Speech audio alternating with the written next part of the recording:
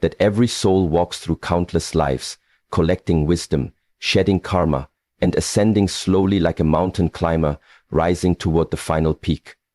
But there's one life, one moment in time, when the climb ends, when the soul has completed its curriculum. That life is unlike any other. You feel different. You see differently. People call you old soul, but it's more than that. You feel ancient. And the world around you? It no longer pulls at you like it used to. The chaos feels distant.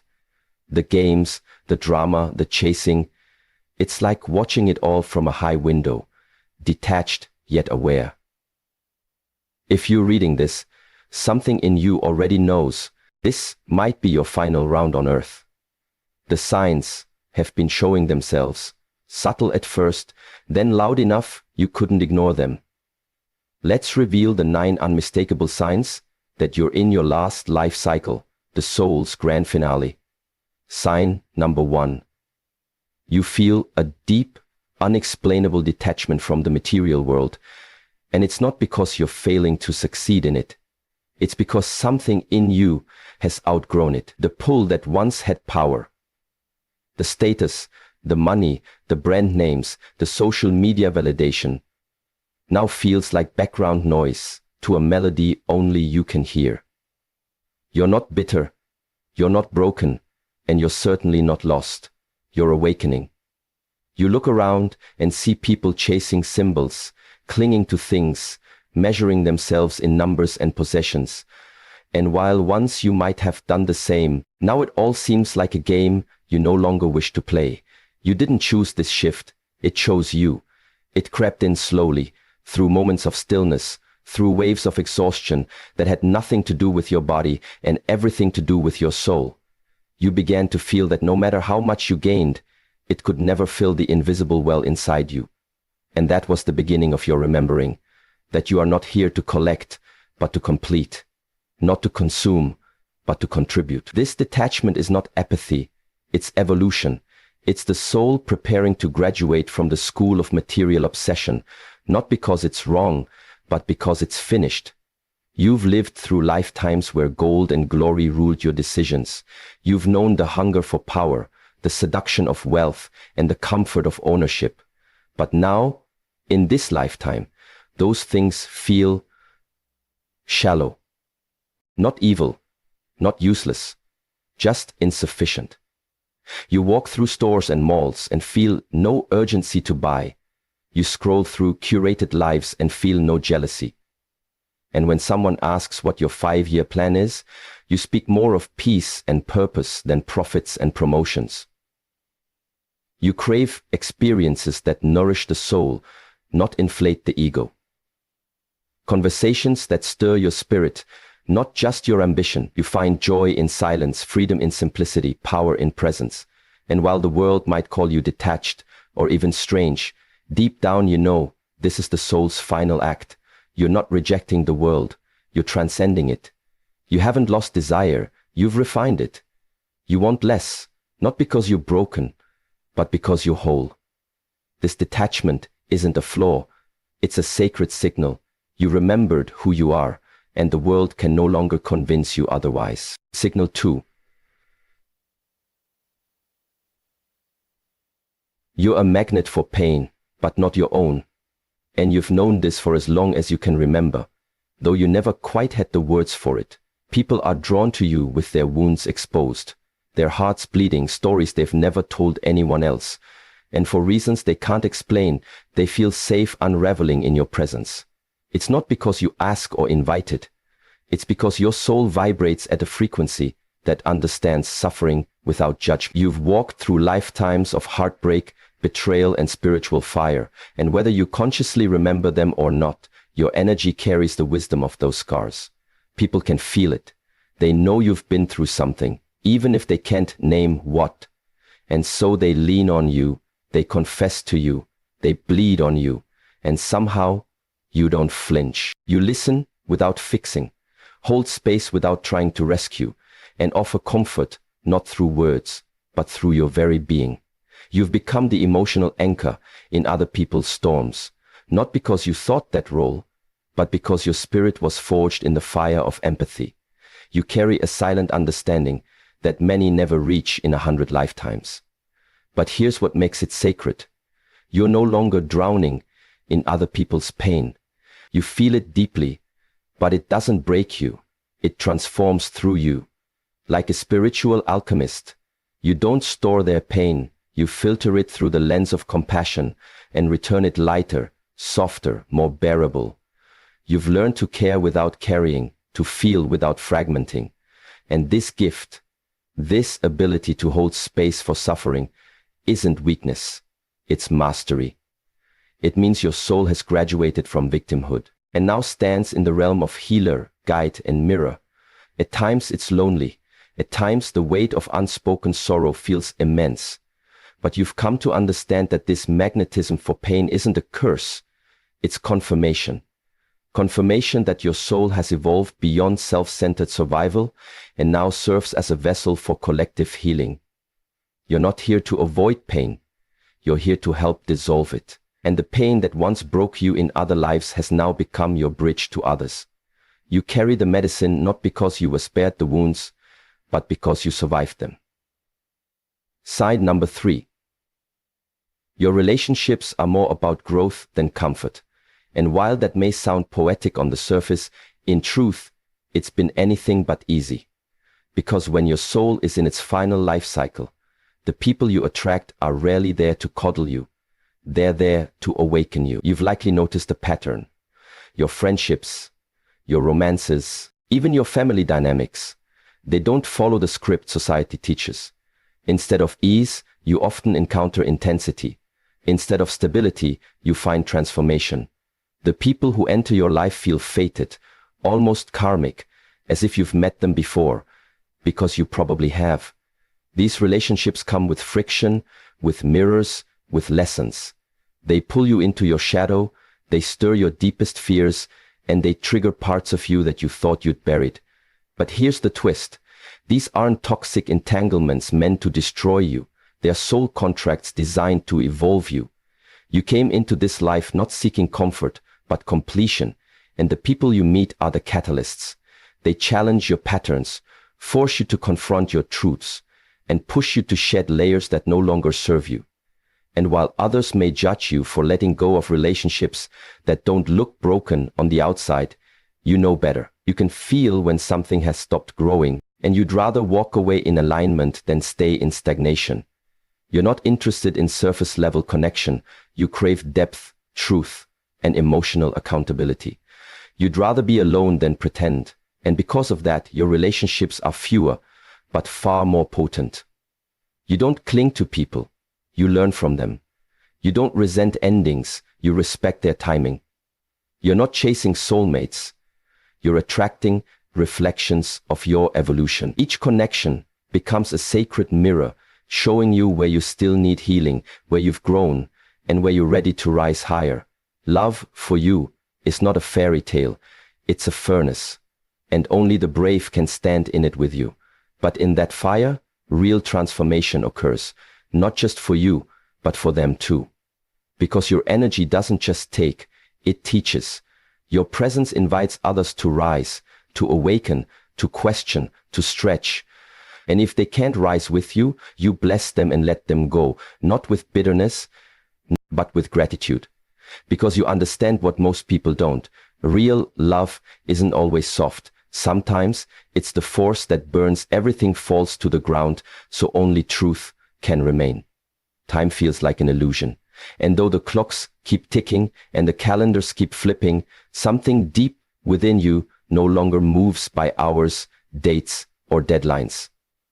It moves by rhythm, by intuition, by soul. You watch the world obsess over time, rushing, planning, aging in fear. And yet you walk through it all like someone who remembers a secret, that this life is just one chapter in an endless book. Sometimes entire days pass like seconds, and other times a single moment stretches into eternity. So vivid, so full, it feels like it contains the whole universe. You find yourself less concerned with what time is it and more interested in what is this moment asking of me. Because the more awake you become, the more you realize that time is not linear, It's fluid, it's sacred, and it bends around presence. People tell you to plan 5 years ahead, to meet deadlines, to chase the future like a prize. But your soul is far more interested in divine timing than scheduled outcomes. You sense when to move and when to wait, when to speak and when to listen. Not because a calendar told you, but because your inner knowing has become louder than the world's noise. Time no longer enslaves you, it dances with you. You notice how synchronicities arrive when you're still, how life responds when you're aligned, how magic enters the spaces where you stop trying to control everything. You're not lazy, you're listening. You understand that forcing life by the clock only creates resistance, while trusting the inner current brings effortless unfolding. Even aging feels different for you. You don't dread the passing years, because you don't see life as a countdown. You see it as a spiral of becoming. You might feel older than your age, or ageless altogether, because the soul doesn't wear watches. It carries wisdom from other lifetimes, and that wisdom tells you that time is not running out, it's expanding. And in your stillest moments, you sometimes wonder if this sense of timelessness is a sign that you're nearing the end of the soul's journey, that you've almost completed what you came here to do. Because when you stop chasing time and start honoring presence, that's when the soul is truly free. Sick number 5, you're drawn to solitude, not isolation. And that distinction has become one of the clearest signs that your soul is nearing its final life cycle, because you no longer fear being alone. In fact, you crave it. While the world around you rushes to fill every moment with noise, distraction, and social validation, you find deep nourishment in stillness, in quiet spaces where no masks are needed and no roles must be played. It's not that you dislike people, you love deeply, you care intensely, but something within you understands that constant company can sometimes dilute clarity. You've realized that growth doesn't always happen in conversation. Often it blooms in silence. Solitude, for you, is a sacred sanctuary where you reconnect with yourself, recalibrate your energy, and listen to the whispers of your inner wisdom that get drowned out by the volume of daily life. It's in these moments alone that truths surface, that your creativity awakens, that healing begins. Others might see your preference for being alone as withdrawal, but you know it's not a retreat, it's a return. A return to your essence, to your soul's voice, to the unfiltered version of you that doesn't need to entertain, explain, or perform. You walk through forests and feel communion. You sit in silence and feel connection. You journal, meditate, reflect, not because it's trendy, but because it's how you breathe spirit. The more you embrace solitude, the less tolerance you have for superficiality. Small talk drains you, crowded rooms numb you, and you'd rather spend a quiet evening under the stars than a loud night trying to fit into places that no longer feel like home. You've learned that being alone isn't the same as being lonely. In fact, solitude has made you feel more whole, more rooted, more you than any crowd ever could. And in that sacred space, you've started to remember something. That peace is not something you find out there, it's something you uncover within. You're not running from the world, you're simply no longer trying to lose yourself in it. You know that when you finally feel at home, in your own presence, you're free. Because those in their final life cycle don't need constant company to feel alive. They carry life within them, and solitude becomes their sanctuary, not their sentence. See number 6, your intuition is no longer a whisper, it's a roar, and you can no longer ignore it, suppress it, or rationalize it away like you once did. It doesn't ask for your permission, it commands your attention.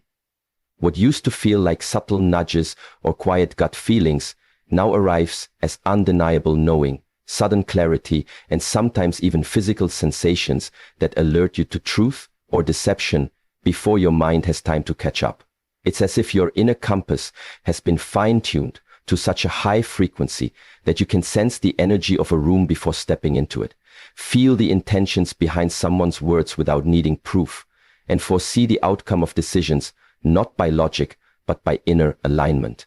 And while the world may still run on reason, your soul no longer does. It runs on resonance. You no longer need long explanations or second opinions to know when something isn't for you. You feel it instantly. You walk away from what others would tolerate. You decline what others might chase.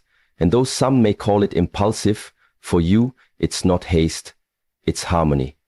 Because when you're in your final life cycle, your intuition isn't just a tool, it's a truth teller, honed over lifetimes of mistakes, awakenings, and spiritual refinement. You've made choices before that cost you deeply when you ignored that inner voice, and now you honor it like sacred scripture. It shows up in dreams, in synchronicities, in repeated signs that seem too precise to be coincidence. You don't brush it off anymore. You trust it. Because you've seen what happens when you don't. Whether it's avoiding a toxic situation, knowing when to speak your truth, or sensing when to take a leap that defies all logic, your intuition has become your closest guide, your loudest ally. And with every choice you make from this space, you feel more aligned, more empowered, more whole. You no longer seek outside validation for your decisions, because you've remembered that the most powerful answers never come from others. They rise from within. Your roar of intuition is not fear-based, it's freedom-based. It's not there to warn you of danger. It's there to point you to your destiny.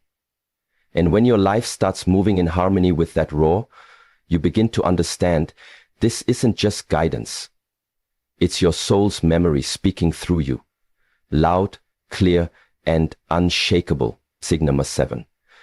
You forgive easily, but not because you're weak, and certainly not because you've forgotten the pain. It's because your soul has risen above the need to hold on to it. In a world where vengeance is glorified and grudges are worn like armor, your ability to let go is not a flaw. It's evidence of your evolution. You've been through enough lifetimes, enough heartbreaks, betrayals, and soul-deep disappointment to know that clinging to resentment only chains you to what broke you. And so, when someone wrongs you, you don't excuse the behavior, but you also don't allow it to take up permanent residence in your heart. You don't forgive because they deserve it. You forgive because you deserve peace. You've learned that carrying bitterness is like drinking poison, hoping someone else will feel your pain. And you're no longer interested in staying spiritually sick just to prove a point. You forgive, not to reopen doors that were meant to stay closed, but to free yourself from emotional prisons you once kept yourself in. That's the quiet power of someone in their final life cycle. They no longer confuse justice with vengeance or pride with power. You understand that forgiveness doesn't mean reconciliation, and it certainly doesn't mean forgetting. It means releasing the energetic weight so you can continue moving forward without the baggage of the past. You've cried through nights that no one saw, battled your own ego in silence, and emerged with a heart that still chooses love. Love, not because it's easy, but because it's sacred. You've met people whose pain caused them to lash out, and instead of matching their fire with fire, you transmuted it with understanding. That's not softness, that's soul strength. It takes courage to keep your heart open in a world that keeps trying to close it. And when people wonder how you stay so calm, so grounded, so free from resentment, they don't realize that your forgiveness isn't a reaction. It's a choice to protect your peace, to honor your healing, and to walk in alignment with the truth that no one else's actions should have the power to dictate your vibration. You forgive because you've outgrown the prison of pain. You forgive because peace is your priority now. And in doing so, you prove that true strength isn't in holding on. It's in letting go. Signal 8. You're unapologetically authentic. And it's not because you're trying to prove anything, it's because you finally remembered who you are. Beneath all the layers the world tried to put on you, there was a time when you molded yourself to fit in, when you silenced your truth to be accepted, When you traded fragments of your identity just to feel safe in rooms that never saw you. But not anymore. Now, you walk into spaces with your full self intact. No masks, no filters, no watered-down version to make others more comfortable. You've realized that authenticity isn't rebellion, it's liberation. It's the bold act of refusing to betray your soul just to meet someone else's expectations. You speak what others only dare to think. You dress in alignment with your essence rather than the latest trend. And you make choices that reflect your inner compass instead of the crowd's direction. This raw honesty radiates from you, not in arrogance, but in grounded self-awareness,